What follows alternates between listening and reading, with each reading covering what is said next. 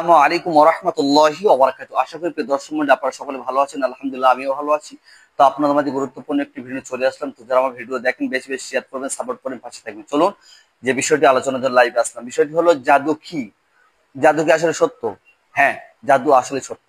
প্রশ্ন, মানুষ জাদু কখন করে?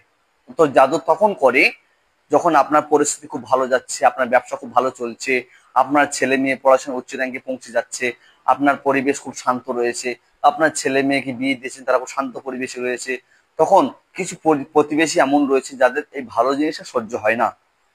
তারা তখন বাধ্য হয়ে এই সুখের সংসার বা কারোর ভালোটা নষ্ট করার জন্য তারা কি করে? বান মারে বা জাদু করে। একই জিনিস, জাদু করে।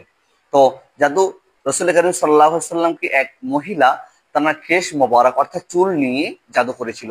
জাদু করার কারণে রসুল করিম সাল্লাল্লাহু আলাইহি সাল্লাম অসুস্থ হয়ে পড়েছিলেন, দুর্বল হয়ে পড়েছিলেন। তো আমরা হলাম তার উম্মত, আমাদেরকে জাদু করার স্বাভাবিক। তো আমাদেরকে যারা জাদু করে বা আমাদেরকে বান মারে, আমরা ভ্রান্তির মধ্যে পড়ে যাই। তো আমাদের আমাদের করণীয় কি? আমাদের করণীয় হলো, কেউ যদি আমাদেরকে জাদু করার চেষ্টা করে বা বান মারে, আমাদের করণীয় হলো প্রতিদিন দৈনিক 5 ওয়াক্ত নামাজ পাবন্দি সহকারে আদায় করতে হবে। পাশাপাশি 5 ওয়াক্ত নামাজ আদায় করার পরেই 5 ওয়াক্ত নামাজ আদায় করার পরে আমাদের কর্তব্য হলো যে সূরাতুল ফাতিহা, আউযু বিল্লাহি বিসমিল্লাহ সহ সূরাতুল ইখলাস, সূরাতুল ফালাক, সূরাতুন নাস, আর এর সঙ্গে যদি আপনি পারেন একবার আয়াতুল কুরসি, এটা পড়ে নিয়ে আপনি একবার কি করবেন?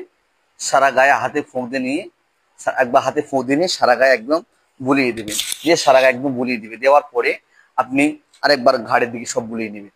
নিয়ে আপনি দেখবেন আপনার শরীরটাকে আল্লাহ পাক চাইলে এ বাবার সাথে আপনাকে হেফাজত করবে। জাদুটনা থেকে আল্লাহ আপনাকে হেফাজত করবে। জাদু থেকে আপনাকে হেফাজত করবে। কুমন্ত্রকারী কুমন থেকে আল্লাহ আপনাকে হেফাজত করবে। তাহলে করণীয় আমাদের হলো, জাদুর হাত থেকে বাঁচার জন্য আমাদের একটা কর্তব্য হলো যে সূরাতুল ফাতিহা, আউযু বিল্লাহি বিসমিল্লাহ সহ সূরা ইখলাস, সূরা ফালাক, সূরা নাস, এর সঙ্গে যদি একবার আয়াতুল কুরসি পড়ে রীতিমতো যদি 5 ওয়াক্ত নামাজ পড়ে যদি এই আমল চালিয়ে যান, তাহলে কোনো জাদুকরের জাদু আপনাকে ক্ষতি করতে পারবে না। কোনো বান মারা আপনাকে ক্ষতি করতে পারবে না। কোনো কুমন্ত্রকারী কুমন্ত্রণা আপনাকে ক্ষতি করতে পারবে না। কারণ আপনার পর্যন্ত সে পৌঁছাতে পারবে না। ক্ষতি তো করার দূরের কথা, সে জাদু আপনার পর্যন্ত পৌঁছাতেই পারবে না।